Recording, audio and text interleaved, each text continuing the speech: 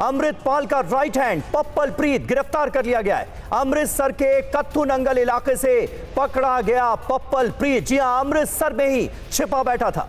Punjab police ने अमृतपाल के करीबी को गिरफ्तार कर लिया है। लगातार अमृतपाल के साथ भाग रहा था पप्पल प्रीत नाम का यह शख्स, जिसकी लोकेशन कई बार ट्रेस की गई, लेकिन यह पुलिस को चकमा देने में कामयाब हो रहा था।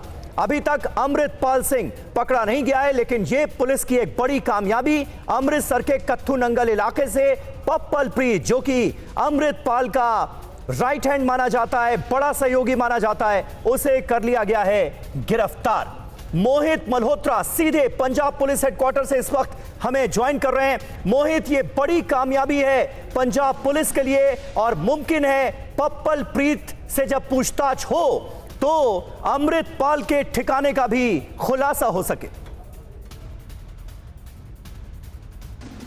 जी बिल्कुल ठीक कह रहे हैं आप, क्योंकि पप्पल प्रीत सिंह वही शख्स है जो बिल्कुल अमृतपाल सिंह के साथ चल रहा था, लेकिन 28 मार्च को जब इंटरसेप्ट किया पप्पल प्रीत और अमृतपाल को पंजाब पुलिस ने होशियारपुर के पास, तब अमृतपाल और पप्पल प्रीत ने अपने रास्ते अलग कर लिए। लेकिन पूरा जो लॉजिस्टिक स्पोर्ट था, जिसमें पैसे मुहैया कराना, सिम कार्ड, मोबाइल फ़ोन, रुकने की जगह, किस जगह पर अमृतपाल को रुकना है, वो सब कुछ अभी भी जो कोऑर्डिनेट कर रहा था वो पप्पल प्रीत कर रहा था। और खुद उसकी गिरफ्तारी हुई है। अमृतसर रूरल का इलाका है, बिल्कुल पाकिस्तान की सीमा से सटा हुआ कत्थू नंगल इलाका, कत्थू नंगल इलाके से गिरफ्तार किया गया है। तो ऐसा लगता है कि कहीं ना कहीं ये प्रयास हो सकता है। हम पहले भी बता चुके हैं TV9 भारतवर्ष पर कि पाकिस्तान की खुफिया एजेंसी ISI के साथ मिलकर पप्पल प्रीत लगातार ये प्रयास कर रहा था कि अमृतपाल को पंजाब से बाहर निकाला जाए। लेकिन पंजाब पुलिस ने साफ कर दिया कि अमृतसर में जो बॉर्डर है वो काफ़ी पुख्ता बॉर्डर है, मजबूत बॉर्डर है। वहाँ पर फर्स्ट लाइन ऑफ डिफेंस पर BSF है, सेकेंड लाइन ऑफ डिफेंस पर पंजाब पुलिस है। और तमाम जो फोटोग्राफ्स हैं अमृतपाल की, पप्पल प्रीत की, वहाँ पर BSF को और पंजाब पुलिस के पास मौजूद हैं। ऐसे में बॉर्डर क्रॉस करके पाकिस्तान जाने का अगर प्रयास कर रहा था पप्पल प्रीत, तो नामुमकिन है। ये बात पंजाब पुलिस की ओर से साफ की गई है। लेकिन फिर भी उसका बॉर्डर इलाके में पाई जानकारी भी आ रही है इस वक्त। आप बने रहिएगा हमारे साथ। इधर भगोड़े अमृतपाल की लोकेशन को लेकर बहुत बड़ी खबर आ रही है। पप्पल प्रीत से पंजाब पुलिस को मिले अहम इनपुट और गिरफ्तारी के बाद पप्पल प्रीत ने किए हैं अहम खुलासे। और इस वक्त हमारे साथ हमारे सहयोगी मोहित लगातार बने हुए हैं इस खबर पर। मोहित, अभी आप कह रहे हैं कि पाकिस्तान जाने की अगर स्थिति बनती है तो किस तरह से पुलिस और अपनी नाकेबंदी को गहराएगी, इसके बारे में डिटेल दीजिए।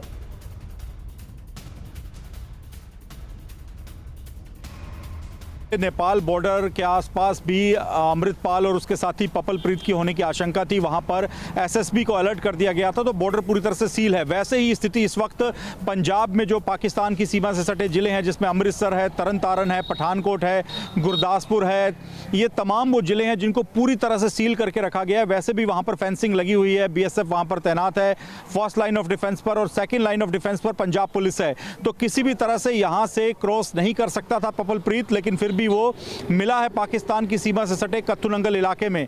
तो यही वजह है कि पंजाब पुलिस लगातार उससे पूछताछ कर रही है और काफ़ी महत्वपूर्ण जो इनपुट हैं वो पप्पल प्रीत ने दिए हैं। पिछली कुछ लोकेशंस जहां पर अमृतपाल हो सकता है उसको लेकर अहम जानकारियां भी पंजाब पुलिस को उससे मिली हैं। लेकिन अभी पप्पल प्रीत को गिरफ्तार किया गया है, उससे पूछताछ लगातार चल रही है। NSA के तहत उसकी गिरफ्तारी की गई है।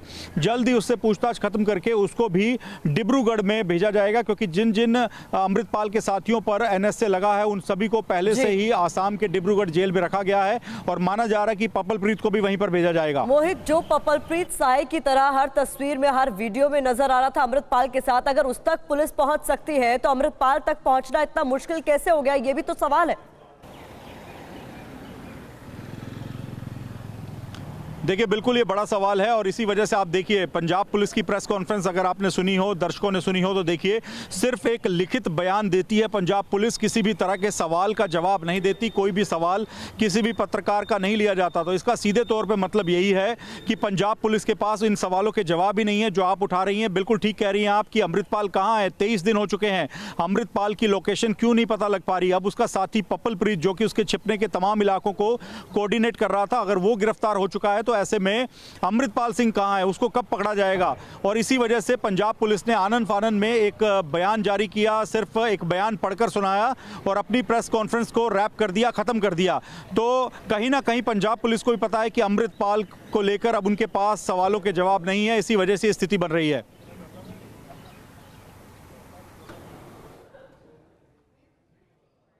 चलिए, 4 तस्वीरें एक साथ आपके सामने हैं और मोहित, ये कहना भी गलत नहीं होगा कि अपने ही स्तर पर एक अलग ऑपरेशन को अंजाम अमृतपाल दे रहा है, क्योंकि पप्पल प्रीत के साथ उसकी हर गतिविधि कैमरे में भी कैद हुई और वही 4 तस्वीरें भी हम दिखा रहे हैं।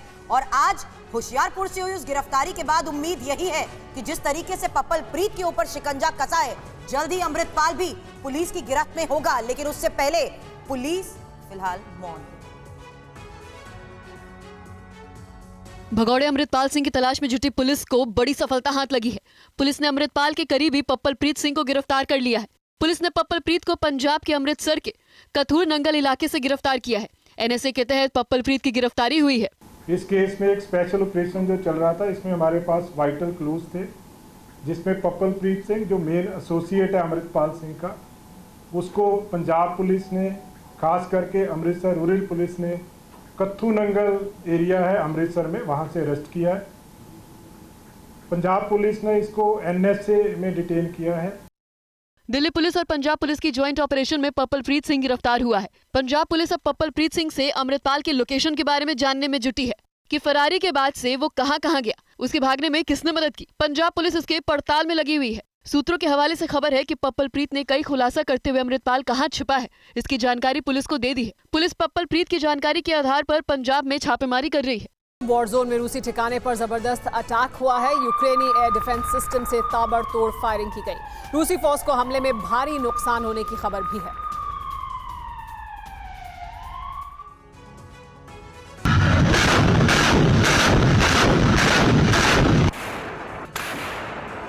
रूस और यूक्रेन के बीच बारूदी विध्वंस जारी है। रूस यूक्रेन के ठिकानों पर हमला कर रहा है, तो वहीं यूक्रेन भी रूस पर काउंटर अटैक कर रहा है। यूक्रेन की सेना ने चर्निहाइव में बड़े हमले को अंजाम दिया। यूक्रेनी एयरफोर्स ने चर्निहाइव में जबरदस्त एयर स्ट्राइक की। यूक्रेनी सेना सुखोई 34 फाइटर जेट से मिसाइल हमले करती नजर आई। सुजोस नदी पर बने ब्रिज ध्वस्त किए गए। सुखोई 34 के हमले के बाद पूरा इलाका धुआं हो गया। यूक्रेनी सेना ने चर्निहाइव के जिस इलाके पर हमला किया, इलाके पर रूस का कब्जा है। चर्निहाइव में मिसाइल हमले के बाद यूक्रेन ने दावा किया रूसी सेना सुजोस्ट नदी पर बने ब्रिज के रास्ते हथियारों की सप्लाई कर रही थी। यूक्रेन के दूसरे इलाकों में हथियार और गोला बारूद पहुंचा रही थी। रूस की सप्लाई चेन को तोड़ने के लिए यूक्रेनी एयरफोर्स ने सुखोई 34 जेट से हमला किया। यूक्रेनी सेना का दावा है कि रूसी सेना ने जो ब्रांस्क रीजन में हमला किया था, उसके लिए सुजोस्ट ब्रिज का इस्तेमाल किया गया। रूस के हमले में यूक्रेन को काफी नुकसान हुआ था।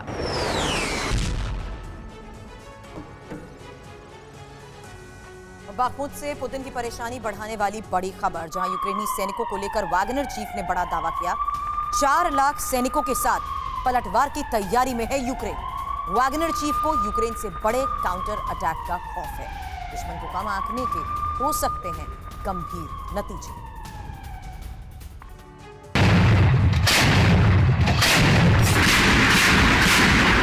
पिछले 8 महीने से पूर्वी यूक्रेन के बाखमुट में भीषण जंग जारी है। पुतिन की सेना बाखमुट पर जल्द से जल्द कब्जा करना चाहती है और ज़ेलेंस्की ब्रिगेड बाखमुट को अपने हाथ से निकलने नहीं देना चाहती। और यही वजह है कि बाखमुट की जंग बहुत विध्वंसक हो चुकी है। लेकिन बाखमुट में रूस की अजय बढ़त के बीच वैगनर चीफ येवगेनी प्रिगोजिन ने रूस के लिए टेंशन बढ़ाने वाले दावे किए। वैगनर चीफ के मुताबिक यूक्रेन की सेना बहुत जल्द बाखमुट में बड़े हमले करने वाली है। इसके लिए यूक्रेन बाखमुट में 4 लाख सेना भेजने की तैयारी में है। वैगनर चीफ येवगेनी ने कहा रूस यूक्रेन को हल्के में ले रहा है। दुश्मन को कम आंकने के गंभीर नतीजे हो सकते हैं। बाखमुट के अधिकांश इलाकों पर रूस का कब्जा हो चुका है और अब फाइनल कब्जे के लिए जंग जारी है। लेकिन पिछले कुछ दिनों से यूक्रेनी सेना रूस पर पलटवार कर रही है। बाखमुट में मजबूत दिख रहे रूस को फिर से कड़ी चुनौती मिल रही है। यूक्रेनी सैनिक पिछले कुछ दिनों से रशियंस को आगे नहीं बढ़ने दे रहे। बाखमुट में यूक्रेन के हमलों के बाद रूस के लिए लड़ रहे वैगनर फोर्स को आगे की राह और मुश्किल दिख रही है।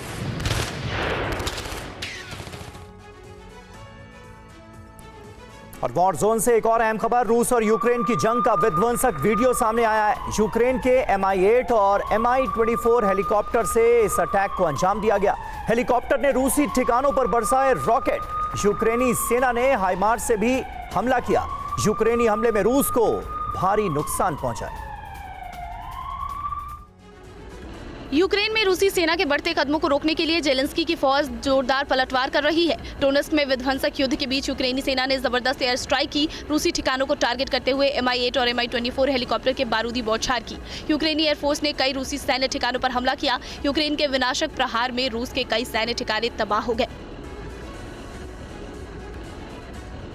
यूक्रेनी हमले का एक और वीडियो सामने आया जिसमें फ्रंट लाइन पर यूक्रेनी सेना ने हाइमर्स के रूसी सेना को निशाना बनाया। यूक्रेन ने रूसी हमले का काउंटर करते हुए हाइमर्स से अटैक किया। यूक्रेन ने हाइमर्स से हमला कर रूस के कई पोजीशन को तबाह कर दिया। हाइमर्स से यूक्रेन ने कुछ ही सेकंड में रूस पर दर्जनों मिसाइलें दागी। वैगनर ने यूक्रेन में भारी तबाही मचाई है, लेकिन अब वैगनर के लड़ाकों पर भी यूक्रेनी सेना भारी पड़ रही है।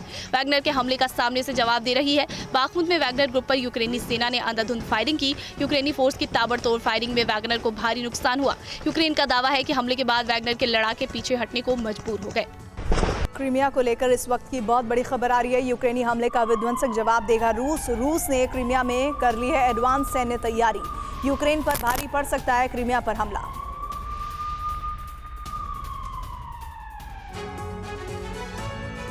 जेलेंस्की ने सबसे पहले क्रीमिया प्लान का खुलासा करते हुए ऐलान किया था कि यूक्रेन बहुत जल्द क्रीमिया पर हमला करेगा। जेलेंस्की ने इस बयान के समर्थन में अमेरिका भी उतरा और इस प्लान के साथ देने का ऐलान किया। अब पुतिन क्रीमिया को लेकर अपना प्लान लेकर आ गए हैं। रूस ने ऐलान कर दिया है कि वो यूक्रेनी हमले का विध्वंसक जवाब देगा, क्योंकि रूस ने इसके लिए एडवांस सैन्य तैयारी शुरू कर दी जो यूक्रेन को बहुत महंगी पड़ेगी। क्रीमिया में खुदेगी यूक्रेन की कब्र। यूक्रेनी हमले की आशंका में रूस की तैयारियां सामने आ चुकी हैं। क्रीमिया में जबरदस्त किलेबंदी रूस कर रहा है। गहरे गड्ढे खोदे जा रहे हैं। सैन्य मोर्चाबंदी जारी है। रूस की तैयारियों का खुलासा सैटेलाइट तस्वीरों से हुआ, जहां पूरे क्रीमिया को सैन्य किले में तब्दील रूस कर रहा है। क्रीमिया पर हमला उल्टे यूक्रेन की तबाही ला सकता है। क्रीमिया में मौजूद सैन्य बेस पर भी तैनाती बढ़ाई गई है। यानी जेलेंस्की अमेरिका की शय पर सिर्फ क्रीमिया पर प्लान बनाते रह गए और रूस ने क्रीमिया बचाने के लिए अपना ब्लूप्रिंट भी तैयार कर लिया और क्रीमिया की किलेबंदी कर दी।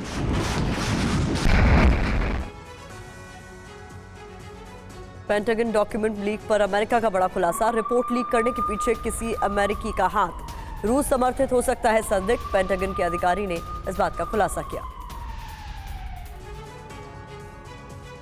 रूस के खिलाफ पेंटागन डॉक्यूमेंट लीक पर अमेरिका ने अपनी शुरुआती रिपोर्ट में बड़ा खुलासा किया।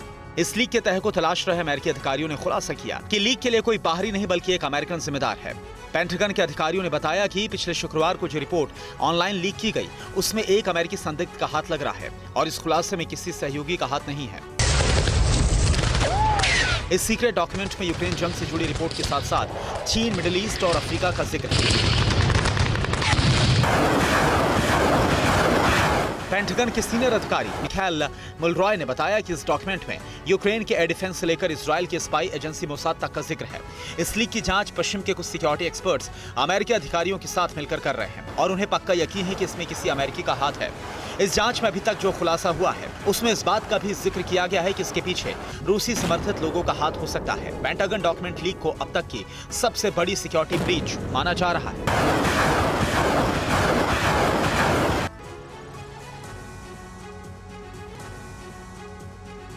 पेंटागन डॉक्यूमेंट लीक पर अमेरिका में हड़कंप है। इंटेलिजेंस लीक को लेकर यूरोपीय देश भी हैरान है। अमेरिकी एजेंसियों के लिए लीक दस्तावेज चुनौती बना हुआ है। डैमेज कंट्रोल के लिए यूएस एजेंसियों का ऑपरेशन जारी है। पेंटागन फाइल लीक के वैश्विक असर पर हो रहा है मंथन।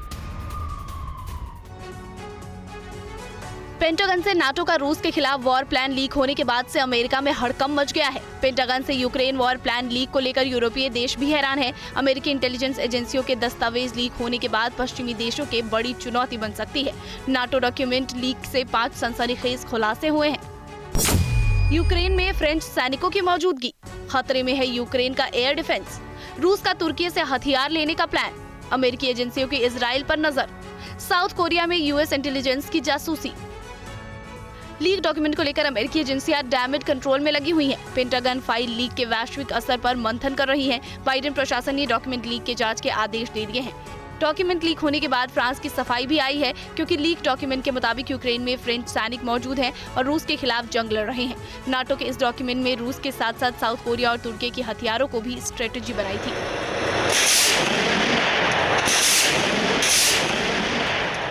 वैगनर फोर्स पर यूएस इंटेलिजेंस का सनसनीखेज दावा। बड़ी खबर, जहां एडवांस हथियार खरीदना चाहता है वैगनर ग्रुप। तुर्की से हथियारों के लिए बातचीत भी हो चुकी है। कई अफ्रीकी देशों में पैर पसारने की कोशिश में है वैगनर ग्रुप। वैगनर फोर्स का बड़ी सैन्य ताकत बनाने का ये प्लान है। इस बात का खुलासा तो पेंटागन के उस डॉक्यूमेंट से हो चुका है जो अब पूरी दुनिया के सामने है। पेंटागन डॉक्यूमेंट में दावा किया गया था कि रूस ने तुर्की से हथियार खरीदने की तैयारी की है। अब अमेरिका से ही रिपोर्ट आ रही है कि रूस तुर्की से ये हथियार लेकर पहले वैगनर आर्मी को देगी, उसके बाद उसे रूस लाया जाएगा।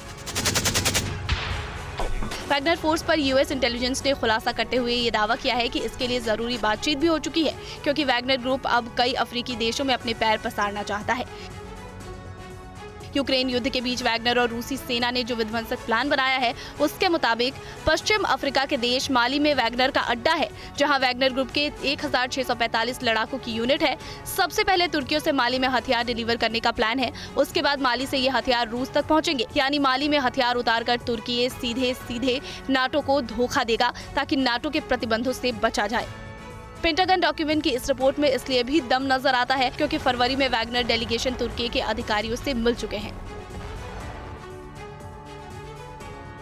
और वहीं यूक्रेन के खिलाफ ग्रेट वॉर की तैयारी में है पुतिन। नॉर्थ कोरिया और चीन भी होगा जंग में शामिल। पुतिन के एक इशारे का इंतजार है। रूसी मीडिया के हवाले से ये बड़ी खबर सामने आ रही है।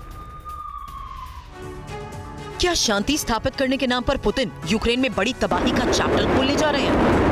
और बर्बादी के इस चैप्टर में नॉर्थ कोरिया और चीन के सैनिकों को जोड़ने जा रहे हैं, जो यूक्रेन के जंगी मैदान में पीस कीपिंग फोर्स के नाम पर जरूर उतरेगी, लेकिन हकीकत में वही सिर्फ बारूद बरसाने का काम करेगी। क्रेमलिन के समर्थन में प्रोपेगेंडा करने वाले बता रहे हैं कि ये सैनिक सिर्फ पुतिन के एक इशारे का इंतजार कर रहे हैं। खबर है कि नॉर्थ कोरिया और चीन के सैनिक यूक्रेन जंग में कूदने के लिए तैयार हैं। रूस के टीवी प्रेजेंटर और पुतिन के बेहद करीबी माने जाने वाले व्लादिमीर सोलोव ने भी इसी तरह का दावा किया। रूस के साथ दूसरे देश की फोर्स भी जंग में उतरने का इंतजार कर रही है। ये सब जिनपिंग के मॉस्को विजिट के बाद मुमकिन हुआ। सोलोव ने यह भी दावा किया कि पुतिन अब ग्रेट वॉर की तैयारी में है। इस खबर की अहमियत का अंदाजा इसी बात से लगाया जा सकता है कि यूक्रेन के आंतरिक मामलों के मंत्री एंटन गुरशेंको ने इस टीवी प्रेजेंटर की क्लिप को ट्विटर पर शेयर करते हुए लिखा, अब रूस को चीन और नॉर्थ कोरिया की जरूरत पड़ रही है। रूस यूक्रेन जंग के बीच नेटो की सबसे बड़ी वॉर ड्रिल की जानकारी मिल रही है। 10,000 सैन्य बलों के साथ नेटो की ड्रिल हुई है। यूएस नेशनल गार्ड की ओर से इस बात का ऐलान किया गया है। अमेरिका समेत 22 देश इस मेगा ड्रिल में शामिल होंगे। रूस के खिलाफ नेटो ने अपनी मेगा वॉर ड्रिल का ऐलान कर दिया। वैसे तो नेटो इस ड्रिल के जरिए अपनी हवाई ताकत आंकना चाहता है, लेकिन रूस यूक्रेन जंग के दौरान होने जा रही इस जंग का एक ही मकसद है, रूस को अपनी ताकत का एहसास दिलाना। नेटो की सबसे बड़ी वॉर ड्रिल में 10,000 सैन्य बल मैदान में उतरेंगे। यूएस नेशनल गार्ड ने ऐलान किया कि इस ड्रिल में अमेरिका समेत 22 देश हिस्सा ले रहे हैं। देखते हैं नेटो का आखिर पूरा प्लान है क्या। तारीख 12 से 23 जून, 10,000 फोर्स शामिल। नेटो ईस्टर्न फ्रंटियर लोकेशन पर वॉर ड्रिल को लेकर बड़ी खबर, जहां अमेरिका समेत 22 देश हिस्सा ले रहे हैं। 23 कैटेगरी के एयरक्राफ्ट को इसमें शामिल किया जाएगा। साथ ही 220 कुल फाइटर प्लेन्स इसका हिस्सा रहेंगे। रूस की सीमा से लगे इलाके पर फोकस रहेगा। इतिहास में ये अब तक की सबसे बड़ी ड्रिल बताई जा रही है। एयर पावर को परखने की यहाँ कोशिश की जाएगी। साथ ही पहले शक्ति प्रदर्शन होगा और फिर आर पार का एक्शन। हाल ही में रूस ने फिनलैंड के नेटो में शामिल होने के बाद प्रतिवाद की चेतावनी दी है। नेटो के कई सदस्य देश पर रूस का खतरा मंडरा रहा है। नेटो की ड्रिल पर पूरी दुनिया की नजर है। ड्रिल के लिए सैन्य तैनाती का साथ बढ़ सकता है तनाव। 2 महीने बाद होने वाली ड्रिल पर पुतिन की नजर। जून में रूस की सीमा पर नेटो की ऐतिहासिक ड्रिल। रूस की सरहद पर होने जा रहे नेटो के इस ऐतिहासिक वॉर ड्रिल से पुतिन बेचैन है। नेटो के ऐलान के बाद पूरी दुनिया में तनाव है। 2 महीने बाद होने वाली इस ड्रिल पर पुतिन की पैनी नजर है। 63 दिन बाद नेटो की एक ऐसी एयर ड्रिल होगी जैसा इतिहास में कभी नहीं हुआ। ड्रिल की जद में रूस भी होगा। ऐसे में जो तनाव उभर रहा है वो वॉर करने लायक है। क्या नेटो यूक्रेन की जीत या युद्ध खत्म होने का अब सिर्फ 2 महीने इंतजार करेगा? नेटो ड्रिल की 12 जून की तारीख का क्या कोई बड़ा इशारा है? क्या अगले 2 महीनों के बाद नेटो सीधे युद्ध में कूद जाएगा? सबसे बड़ी वॉर ड्रिल की घोषणा क्या रूस पर दबाव बनाने की रणनीति है? अपने बॉर्डर पर इतनी बड़ी नेटो ड्रिल पर क्या रूस चुप बैठेगा? क्या आने वाले जून में महायुद्ध की तारीख फिक्स हो गई है? क्या दुनिया के पास तबाही टालने के लिए सिर्फ 2 महीने का वक्त बचा है? ये ऐसे 7 सवाल हैं जिसमें नेटो की नीयत छिपी है, क्योंकि पुतिन को भी पता है नेटो इस ड्रिल के जरिए रूस को उसकी हद में रखने का इशारा देगा। अगर पुतिन इस बात को नहीं समझ पाए तो मुमकिन है 2 महीने बाद यूक्रेन जंग की तस्वीर कुछ अलग हो। नेटो की पूर्वी सीमा पर बढ़ सकता है तनाव। रूस से सटे नेटो देशों में बढ़ेगी सैन्य तैनाती। रूस से सटे नेटो देशों में मेगा एयर ड्रिल की तैयारी है। रूसी सीमा से सटे नेटो देशों पर खतरा बढ़ा हुआ है।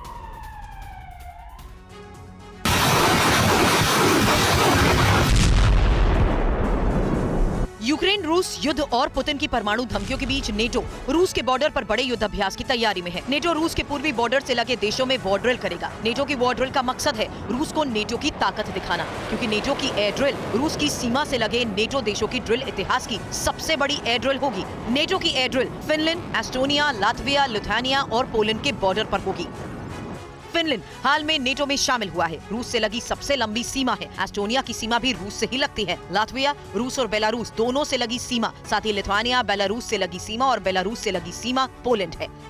नेटो की ये वॉर ड्रिल ईस्टर्न फ्लैंक पर होगी। सीमा मिलने की वजह से नेटो के कौन-कौन से देश ज्यादा खतरे में हैं, समझिए। क्योंकि रूस की धमकी के बावजूद फिनलैंड नेटो में शामिल हो गया। साथ ही रूस से लगे इन सभी देशों को रूसी हमले का डर भी है, और यही वजह है कि नेटो इन देशों के समर्थन में एयर ड्रिल कर रहा है। नेटो ईस्टर्न फ्लैंक से रूस को घेरने की रणनीति बना रहा है। उधर चीन और ताइवान के बीच भीषण टकराव को लेकर बड़ी खबर है, जहां ताइवान स्ट्रेट में आज चीन की नेवी की ड्रिल को लेकर भी बड़ी खबर आई। चीन के युद्धाभ्यास पर ताइवान ने चेतावनी दी है। चीन को ताइवान की सीमा से दूर रहने की धमकी, साथ ही ताइवान की सीमा में घुसने पर पलटवार की चेतावनी। रूस यूक्रेन के साथ साथ जंग का एक मुहाना ताइवान स्ट्रेट में भी खुल सकता है, जहां चीन, ताइवान और अमेरिका आमने सामने आ सकते हैं, क्योंकि ताइवान स्ट्रेट में चीनी नेवी की ड्रिल चल रही है। चीन की इस चाल के बाद ताइवान ने अपनी जमीन बचाने का ऐलान करते हुए चीन को चेतावनी भी दे दी और उसे ताइवान की सीमा से दूर रहने की हिदायत दी। चीन ताइवान को घेरने की रणनीति के तहत ड्रिल कर रहा है, वहीं ताइवान चीन को चेतावनी दे रहा है। ताइवान स्ट्रेट में वॉर ड्रिल की तस्वीरें जारी की गई। ताइवान की सीमा से दूर रहने की ताइवान की तरफ से धमकी दी गई है, जहां 10 वॉरशिप समंदर में उतरे। इस वॉर ड्रिल में DF-17 मिसाइल को भी शामिल किया गया। हार्पून और साइड विंडर मिसाइल तैनात कर दी गई है। साथ ही रडार और क्रूज जहाज से निगरानी की जा रही है।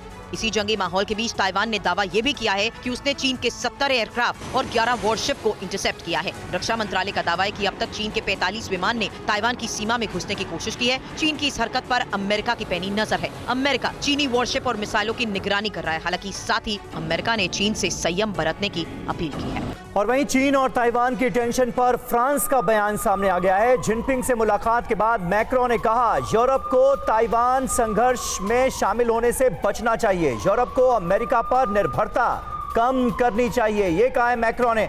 रूस यूक्रेन जंग की वजह से यूरोप पहले ही संकट में फंसा हुआ है। फ्रांस के राष्ट्रपति इमैनुअल मैक्रो इन दिनों चीन के मुरीद हो गए हैं। हाल ही में चीन से लौटने के बाद मैक्रो राष्ट्रपति शी जिनपिंग के ताइवान नीति का समर्थन कर रहे हैं। ताइवान मुद्दे पर मैक्रो का चीन को समर्थन अमेरिका के लिए बड़ा झटका है। किसी भी मुद्दे पर अमेरिका समर्थन करने वाले यूरोप ने अमेरिका को झटका दे दिया। चीन से लौटने के बाद मैक्रो ने कहा कि यूरोप को चीन और ताइवान मुद्दे से दूर रहना चाहिए और अमेरिका पर अपनी निर्भरता घटानी चाहिए। यूरोप को अमेरिका का पिछलग्गू बनने से खुद को रोकना चाहिए। मैक्रो ने कहा कि यूरोप पहले ही रूस और यूक्रेन जंग की वजह से संकट में फंसा है, इसलिए यूरोप को चीन ताइवान विवाद से दूर रहना चाहिए। चीन ताइवान की टेंशन को देखते हुए मैक्रो की यूरोप को नसीहत, जहां चीन ताइवान संघर्ष में शामिल होने से यूरोप को बचना चाहिए। ताइवान संकट बढ़ाना यूरोप के हित में नहीं है। यूरोप को बीजिंग और वॉशिंगटन से अलग स्वतंत्र रणनीति अपनानी चाहिए। यूरोप को अपने रक्षा उद्योग को ज्यादा फंड देने चाहिए। परमाणु और आधुनिक ऊर्जा का विकास करना चाहिए। मैक्रो रूस और यूक्रेन के बीच कई बार शांति की कोशिश कर चुके हैं, लेकिन इसमें उन्हें कोई सफलता नहीं मिली। भारत और अमेरिका करेंगे joint war exercise. Bharat America की स्पेशल फोर्सेस वॉर ड्रिल की तैयारी कर रहे हैं। पश्चिम बंगाल के कलाई कुंडा में भारत अमेरिका का युद्ध अभ्यास होगा। वॉर ड्रिल में दोनों देशों के लड़ाकू और परिवहन शामिल होने की जानकारी आ रही है। परिवहन विमानों को शामिल करने की जानकारी मिल रही है और युद्ध अभ्यास में अमेरिकी वायुसेना के F-15 लड़ाकू विमान भी शामिल होंगे।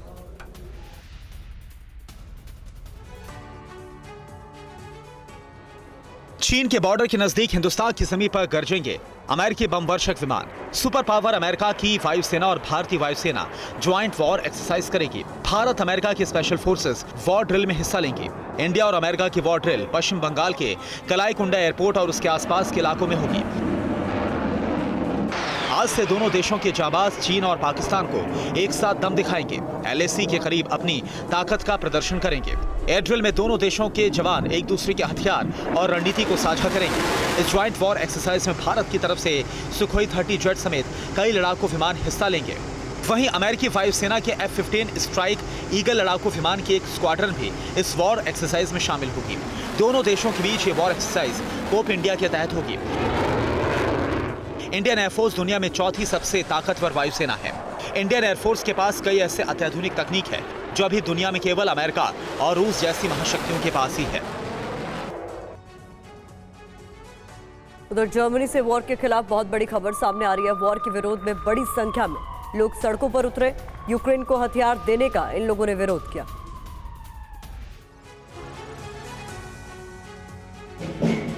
जर्मनी की जनता यूक्रेन को हथियार देने के खिलाफ प्रदर्शन करती रही है और जर्मनी ने अपने लैपर टैंक यूक्रेन के जंगी मैदान में भी उतार दिए।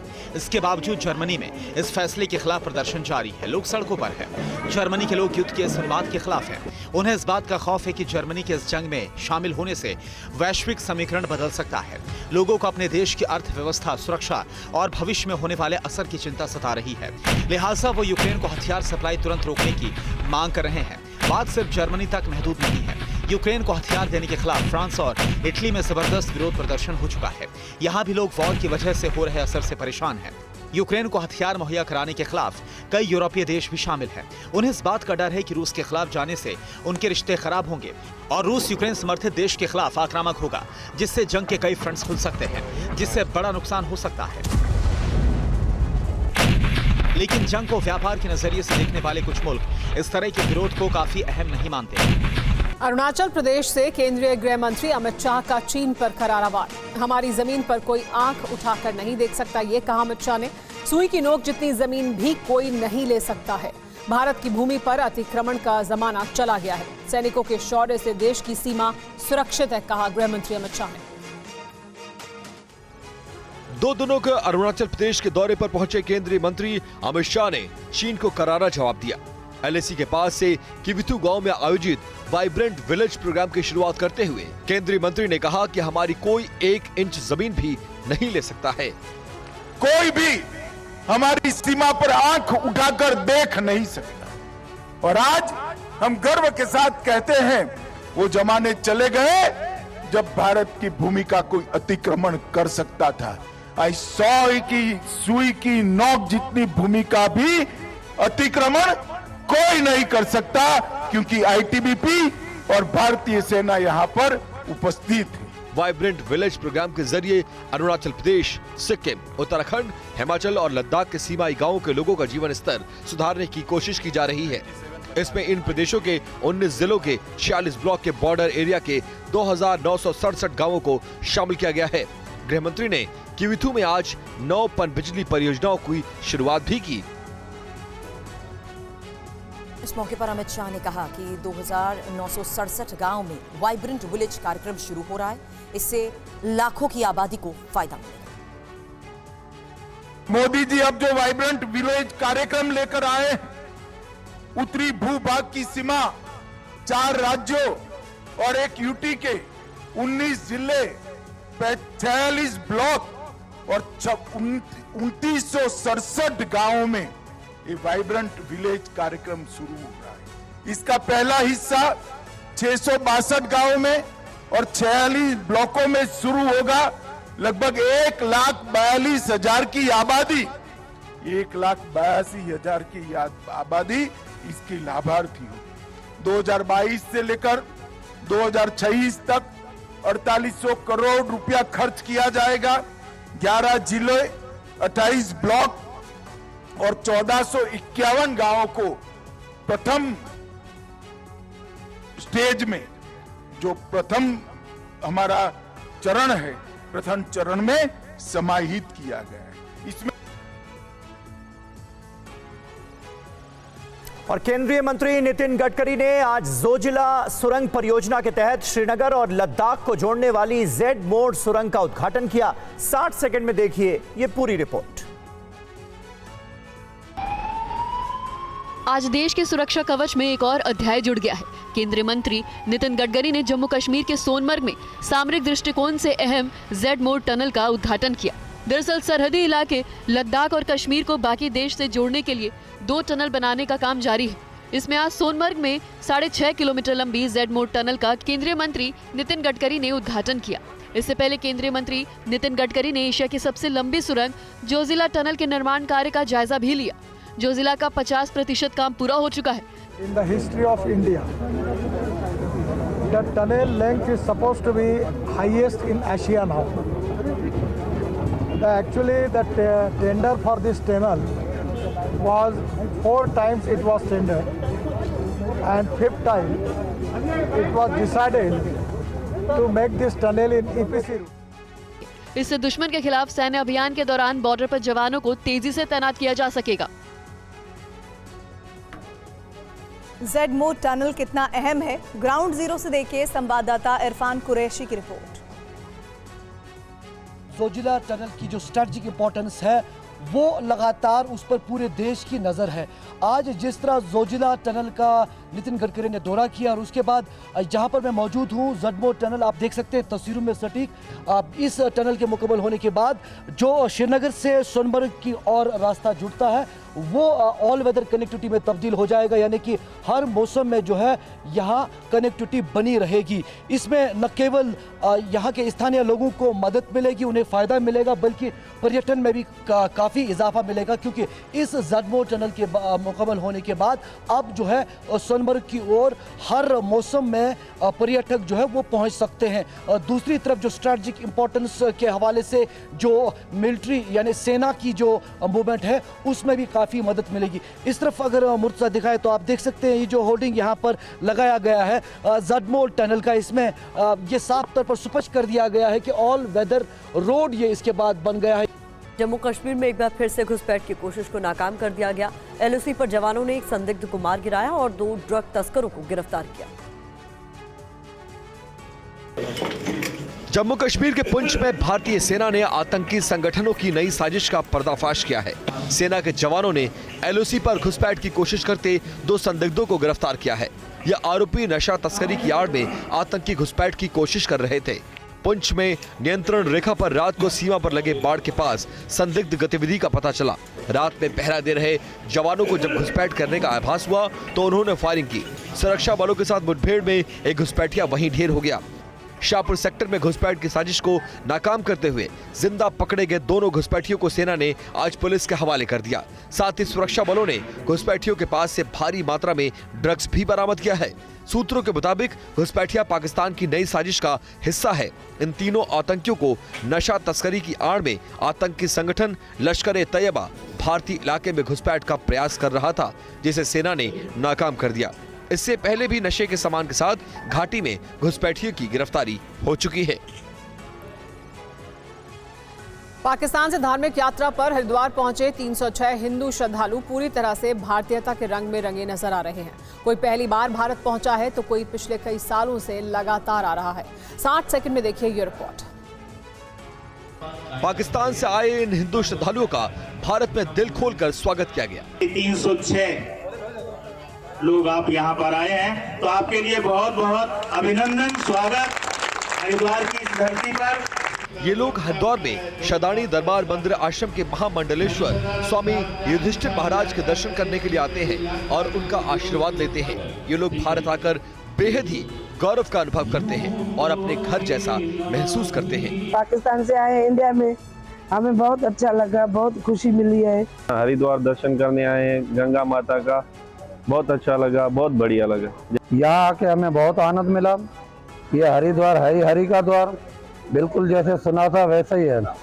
हरिद्वार आने से पहले पाकिस्तानी हिंदू तीर्थयात्रियों ने रायपुर में शदानी दरबार मंदिर में मत्था टेका और उसके बाद वृंदावन में बांके बिहारी के मंदिर में गए और वहां पर गोवर्धन पर्वत की परिक्रमा भी की।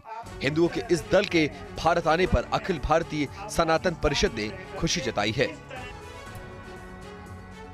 30 अप्रैल को प्रधानमंत्री नरेंद्र मोदी के मन की बात कार्यक्रम के 100 एपिसोड पूरे होने जा रहे हैं। बीजेपी ने इसे खास बनाने की तैयारी की है। ये खास रिपोर्ट देखिए। इस महीने की 30 तारीख को पीएम मोदी के कार्यक्रम मन की बात के 100वें एपिसोड का प्रसारण होगा। बीजेपी इस एपिसोड के प्रसारण को लेकर विशेष तैयारियों में जुटी है। पार्टी ने 1 लाख से अधिक बूथों पर मन की बात कार्यक्रम के प्रसारण को सुनाने की योजना बनाई है, जिसमें राज्य, जिला, मंडल और बूथ स्तर के सभी नेता मौजूद रहेंगे। बीजेपी शासित सभी राज्यों के सीएम और वरिष्ठ नेता भी इसमें मौजूद रहेंगे।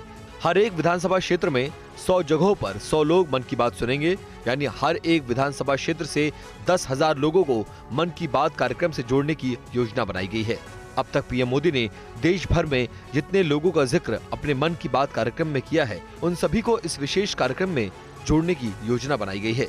पद्म भूषण और पद्मश्री से सम्मानित उन सभी लोगों को भी इस मौके पर सम्मानित किया जाएगा, जिनका उल्लेख पीएम ने अपने मन की बात कार्यक्रम में किया है। पीएम मोदी के मन की बात कार्यक्रम के रेडियो प्रसारण की शुरुआत 3 अक्टूबर 2014 को दशहरे के मौके पर हुई थी और तब से ये लगातार जारी है। इस वक्त पड़ोसी मुल्क पाकिस्तान से एक अहम खबर आ रही है। पाकिस्तान के क्वेटा में जोरदार ब्लास्ट हुआ है। क्वेटा में हुए ब्लास्ट में 4 लोगों की मौत हो गई है। पुलिस की गाड़ी को क्वेटा के अंदर निशाना बनाया गया। क्वेटा के कंधारी बाजार में ब्लास्ट से अफरा तफरी मच गई। ये देखिए ताजा तस्वीरें ब्लास्ट के बाद की सामने आ रही हैं। 4 लोगों की जान चली गई है। इस ब्लास्ट में जो शुरुआती जानकारी मिल रही है उसके आधार पर यह कहा जा रहा है कि कुछ लोग घायल भी हुए हैं। 4 लोगों की मौत हुई है। पाकिस्तान के क्वेटा से बम धमाके के बाद की ये ताजा तस्वीरें हम आपको दिखा रहे हैं। गुलाम अब्बास हमारे सहयोगी इस वक्त पाकिस्तान से जुड़ चुके हैं हमारे साथ। गुलाम, जरा हुआ क्या है क्वेटा में, तफसील से बताएं। हमारे दर्शकों को बम धमाके को अंजाम दिया गया है, तस्वीरें हमारे सामने। जी बिल्कुल समीर, कंधारी बाजार है कोयटा का, एक बड़ा फेमस बाजार है। यहाँ पर ईद की शॉपिंग के लिए लोगों की बड़ी भीड़ थी कि अचानक एक धमाका हुआ है, जिसमें अब तक की जो इनिशियल इंफॉर्मेशन है उसके मुताबिक 4 लोगों की मौत हुई है, 11 अफराद इंजर्ड हुए हैं। बड़ी तादाद में यहाँ पे गाड़ियां और मोटर बाइक्स जो खड़ी हुई थी वो भी डिस्ट्रॉय हो गई हैं। अभी जो कोयटा की हॉस्पिटल के सोर्सेज है वो हमें बता रहे हैं कि 4 बॉडीज जो है वो कोयटा के हॉस्पिटल में लाई गई है, जबकि 11 लोगों को इंजर्ड लाया गया है। अभी मजीद रेस्क्यू ऑपरेशन वहाँ पे जारी है। जिस तरह ये ब्लास्ट हुआ, जैसा कि मैं बता रहा हूँ कि ईद की शॉपिंग की वजह से लोगों का रश था, बड़ी भीड़ भाड़ वाला ये एरिया है। पूरी कंधारी बाजार मार्केट जो है ये बड़ा भीड़ वाला इलाका, यहाँ पे शॉपिंग के लिए लोग आते हैं दूर दूर से। और जिस समय ये धमाका उस वक्त भी काफी रश था। इसके नतीजे में 4 लोगों की मौत हो चुकी है, 11 लोग घायल हैं। जी गुलाम, लगातार आप अपडेट के लिए आगे जुड़ेगा। फिलहाल शुक्रिया। तो बड़ी खबर ये कि पाकिस्तान के क्वेटा में ब्लास्ट हुआ है। अगली खबर मेरठ से, जहां हत्या के एक मामले में धार्मिक रंग उसे देने की कोशिशें लगातार तेज होती नजर आ रही हैं, जिसके बाद आरोपियों के घर में आग लगा दी गई। पुलिस ने बताया कि हत्या के पीछे दोनों धर्म के आरोपी हैं।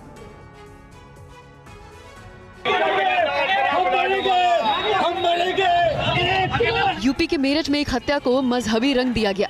सड़कों पर घंटों हंगामा किया गया, जिसके बाद पुलिस के भी हाथ पांव फूल गए। आनंद फानन में मेरठ के हसनापुर को छावनी में तब्दील कर दिया गया और मृतक का अंतिम संस्कार किया गया। पुलिस ने बताया कि 24 साल की विशु की गोली मारकर हत्या कर दी गई। पुलिस के द्वारा इसमें एक मुकदमा धारा 302 के अंतर्गत पंजीकृत कराया गया। वादी परिवार की तरफ से 6 नामजद और 3 अज्ञात के ऊपर ये मुकदमा दर्ज किया गया, जिसमें से पुलिस के द्वारा जो एक नामजद है, साथ में उनके जो अन्य नामजद उनके परिवार वालों को।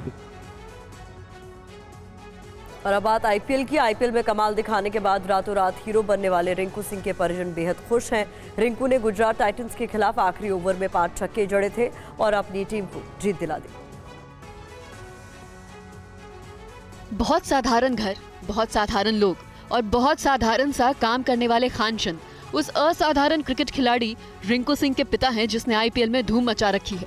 कोलकाता नाइट राइडर्स की तरफ से आईपीएल खेलने वाले रिंकू ने गुजरात टाइटंस के खिलाफ 5 बॉल में 5 छक्के जड़कर एक हारा हुआ मैच शाहरुख खान की टीम की झोली में डालकर रातों रात क्रिकेट के नए आइकन बन गए।